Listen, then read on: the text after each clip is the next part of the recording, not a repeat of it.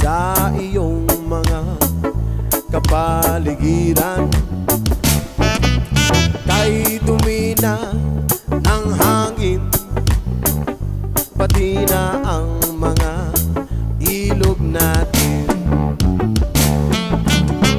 Hindi na masama ang pagpunla at malayong-layo na rin ang ating narating. Ngunit masdan mo ang tubig sa dagat, dati kulay asin, ngayon'y naging itim. Ang mga tubig ating kinalat sa hangin, sa langit wag na nating paabutin. Upang kung tayo'y pumanaw man sa riwang hangin, sa langit